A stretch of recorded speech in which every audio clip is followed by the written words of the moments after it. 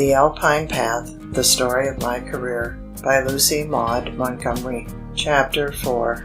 When I was 8 years old, Cavendish had a very exciting summer, perhaps the most exciting summer it ever had, and of course we children reveled in the excitement. The Marco Polo was wrecked on the sandshore. The Marco Polo was a very famous old ship and the fastest sailing vessel of her class ever built. She had a strange, romantic history, and was the nucleus of many traditions and sailors' yarns. She had finally been condemned in England under the Plimsoll Bill. Her owners evaded the bill by selling her to a Norwegian firm, and then chartering her to bring a cargo of deal plank from Quebec. On her return she was caught in a furious storm out in the Gulf, sprung a leak, and became so waterlogged that the captain determined to run her on shore to save crew and cargo. That day we had a terrible windstorm in Cavendish. Suddenly the news was spread that a vessel was coming ashore. Everyone who could rushed to the sandshore and saw a magnificent sight. A large vessel coming straight on before the northern gale, with every stitch of canvas set. She grounded about 300 yards from the shore, and as she struck, the crew cut the rigging, and the huge masts went over with a crash that was heard for a mile, above the roaring of the storm. The next day the crew of 20 men got ashore and found boarding places about Cavendish. Being typical tars, they painted our quiet settlement a glowing scarlet for the remainder of the summer. It was their especial delight to crowd into a truck wagon and go galloping along the roads yelling at the top of their voices. They were of many nationalities: Irishmen, Englishmen, Scotchmen, Spaniards, Norwegians, Swedes, Dutchmen, Germans, and, most curious of all, 2 Tahitians, whose woolly heads, thick lips, and gold earrings were a never-failing joy to Well and Dave and me. There was an immense amount of red tape in connection with the affair, and the Marco Polo men were in Cavendish for weeks. The captain boarded with us. He was a Norwegian, a delightful, gentlemanly old fellow who was idolized by his crew. He spoke English well, but was apt to get rather mixed up in his prepositions. "Thank you for your kindness against me, little Miss Maud," he would say with a grand bow. Owing to the presence of the captain, the crew haunted our domain also. I remember the night they were all paid off. They all sat out on the grass under the parlor windows, feeding our old dog Jip with biscuits. Well and Dave and I saw, with eyes as big as owls, the parlor table literally covered with gold sovereigns, which the captain paid out to the men. Never had we imagined there was so much wealth in the world. Naturally, the shore was part of my life from my earliest consciousness. I learned to know it and love it in every mood. The Cavendish shore is a very beautiful one. Part of it is rock shore, where the rugged red cliffs rise steeply from the boulder-strewn coves. Part is a long, gleaming sand shore, divided from the fields and ponds behind by a row of rounded sand dunes, covered by coarse sand-hill grass. This sandshore is a peerless spot for bathing. All through my childhood I spent much of my time on the shore. It was not so quiet and solitary then as it is today. Those were the days when the mackerel fishing was good, and the shore was dotted with fishing houses. Many of the farmers had a fishing house on the shore field of their farms, with a boat drawn up on the skids below. Grandfather always fished mackerel in the summer, his boat manned by 2 or 3 French Canadians, fishing on the shores. Just where the rocks left off and the sandshore began was quite a little colony of fishing houses. The place was called Cawnpore, owing to the fact that on the day and hour when the last nail was being driven into the last house news arrived of the massacre of Cawnpore in the Indian Mutiny. There is not a house left there now. The men would get up at 3 or 4 in the morning and go out fishing. Then we children had to take their breakfast down at 8, later on their dinner, and, if the fish schooled all day, their supper also. In vacations we would spend most of the day there, and I soon came to know every cove, headland, and rock on that shore. We would watch the boats through the sky glass, paddle in the water, gather shells and pebbles and mussels, and sit on the rocks and eat dulse, literally, by the yard. The rocks at low tide were covered by millions of snails, as we called them. I think the correct name is periwinkle. We often found great, white, empty snail shells, as big as our fists, that had been washed ashore from some distant strand or deep-sea haunt. I early learned by heart Holmes' beautiful lines on the chambered nautilus, and I rather fancied myself sitting dreamily on a big boulder with my bare, wet feet tucked up under my print skirt, holding a huge snail shell in my sunburned paw and appealing to my soul to build thee more stately mansions. There were many outgrown shells by that unresting sea, and we carried them home to add to our collection, or to encircle our flower beds. Up by the sea run, where the ponds empty into the Gulf, we always found beautiful white quahog clam shells galore. The waves constantly dashing against the soft sandstone cliffs wore them away into many beautiful arches and caves. Somewhat to the east of our fishing house was a bold headland against which the water lapped at lowest tide. Through the neck of this headland a hole became worn, a hole so small that we could scarcely thrust a hand through it. Every season it grew a little larger. One summer an adventurous school chum and I crawled through it. It was a tight squeeze, and we used to exult with a fearful joy over having dared it, and speculate as to what would have happened if one of us had got stuck halfway through. In a few more years we could walk upright through the opening. Then a horse and carriage could have been driven through it. Finally, in about 15 years from the beginning, the thin bridge of rock at the top gave way, and the headland became an island, as though a gateway had been cleft through its wall. There were many stories and legends connected with the shore, of which I heard older persons talk. Grandfather liked a dramatic story, had a good memory for its fine points, and could tell it well. He had many tales to relate of the terrible American gale, or Yankee storm, as it was called, when hundreds of American fishing vessels out in the Gulf were wrecked upon the North Shore. The story of the Franklin Dexter and the 4 brothers who sailed in her, which is related in The Golden Road, is literally true.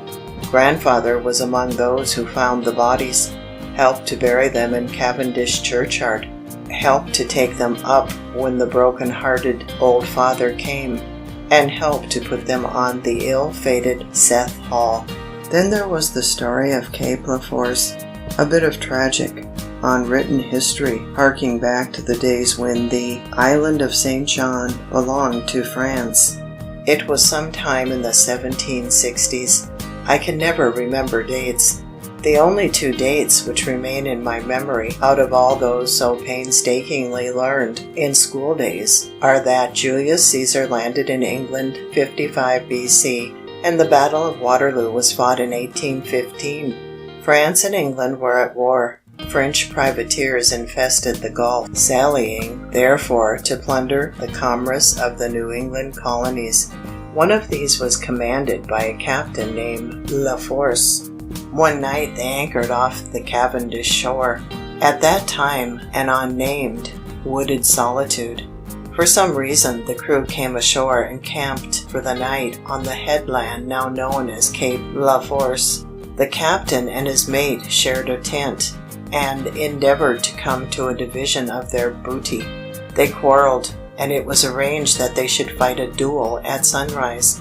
But in the morning, as the ground was being paced off, the mate suddenly raised his pistol and shot Captain Leforce dead. I do not know if the mate was ever punished for this deed. Probably not. It was a mere brief sentence in a long page of bloodshed. But the captain was buried by his crew on the spot where he fell, and I have often heard grandfather say that his father had seen the grave in his boyhood. It had long ago crumbled off into the waves, but the name still clings to the red headland. Away to the westward, 6 or 7 miles, the view was bounded by New London Cape, a long, sharp point running far out to sea. In my childhood, I never wearied of speculating what was on the other side of that point. A very realm of enchantment, surely, I thought, even when I gradually drew into the understanding that beyond it was merely another reach of shore like my own. It still held a mystery and a fascination for me. I longed to stand out on that lonely, remote, purple point, beyond which was the land of lost sunsets. I have seen few more beautiful sights than see sunset off that point. In later years a new charm was added, a revolving light that flashed like a magnificent star through the dusk of summer nights, like a beacon on an outpost of fairyland. I did not often fare far afield. An occasional trip to town, Charlottetown, and another to Uncle John Campbell's at Park Corner, were my only excursions beyond my horizon line, and both were looked on as great pleasures. A trip to Park Corner was of comparatively frequent occurrence, once a year at least, and perhaps twice.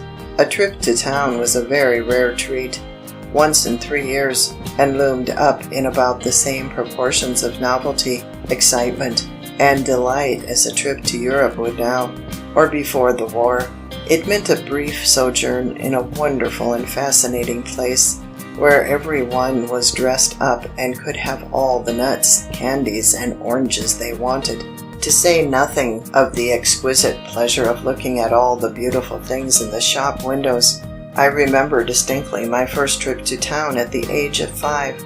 I had a glorious day, but the most delightful was a tiny adventure I had just before leaving for home. Grandfather and grandmother had met some friends at a street corner and stopped to talk. Finding that I wasn't being looked after, I promptly shot down a nearby side street, agog for adventures. It was so jolly and independent to be walking down a street all alone. It was a wonderful street. I've never seen it since. Not with the same eyes, anyway. No other street has ever had the charm that one had. The most amazing sight I ever saw was a woman shaking rugs on the top of a house. I felt dizzy with astonishment over such a topsy-turvy sight. We shook rugs in the yard. Who ever heard of shaking them on the top of a house? Arriving at the bottom of the street, I coolly ran down the steps of an open door I found there, and discovered myself to be in a charming dim spot, full of barrels, with a floor ankle deep with beautiful curly shavings. But seeing someone moving in a distant corner, I was overcome, not by fear but by shyness, and beat a hasty retreat. On my way back, I met a little girl with a pitcher in her hand. We both stopped, and with the instinctive, unconventional camaraderie of childhood plunged into an intimate, confidential conversation. She was a jolly little soul, with black eyes and 2 long braids of black hair. We told each other how old we were, and how many dolls we had, and almost everything else there was to tell except our names, which neither of us thought about. When we parted, I felt as though I were leaving a lifelong friend. We never met again. When I rejoined my grown-ups, they had not missed me at all, and knew nothing of my rapturous voyage into Wonderland. The Park Corner jaunts were always delightful. To begin with, it was such a pretty drive, those winding 13 miles through hill and wood, and by river and shore. There were many bridges to cross, 2 of them with drawbridges. I was always horribly frightened of drawbridges, and am to this day. Do what I will, I cringe secretly from the time the horse steps on the bridge until I am safely over the draw. Uncle John Campbell's house was a big white one, smothered in orchards. Here, in other days, there was a trio of merry cousins to rush out and drag me in with greeting and laughter. The very walls of that house must have been permeated by the essence of good times. And there was a famous old pantry, always stored with goodies, into which it was our habit to crowd at bedtime and devour unholy snacks with sounds of riot and mirth. There is a certain old screw sticking out from the wall on the stair landing which always makes me realize clearly that I am really grown up. When I used to visit at Park Corner in the dawn of memory, that screw was just on a level with my nose. Now, it comes to my knees. I used to measure myself by it every time I went over. I was very fond of trouting and berry picking. We fished the brooks up in the woods, using the immemorial hook and line with worms for bait. Generally, I managed to put my worm on myself, but I expended a fearful amount of nervous energy in doing it. However, I managed to catch fish. I remember the thrill of pride I felt one day when I caught quite a large trout, as large as some of the grown-ups had caught in the pond.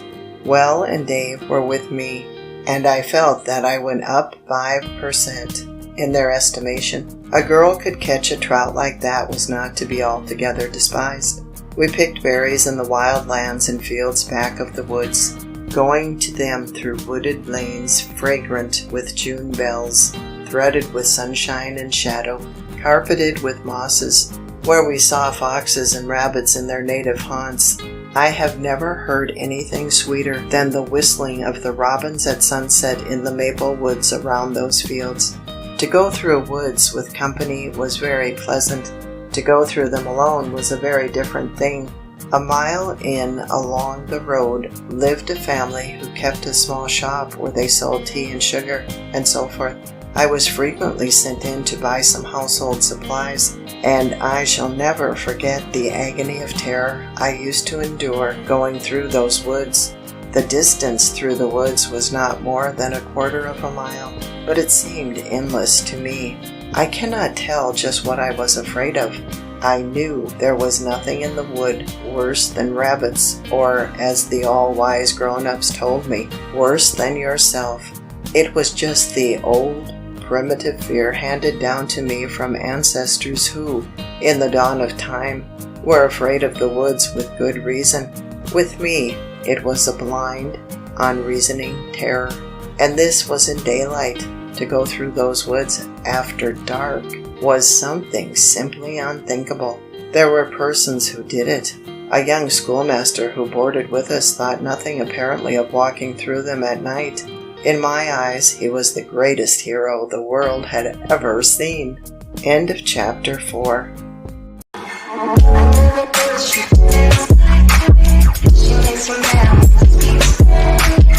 ¿Cómo se llama?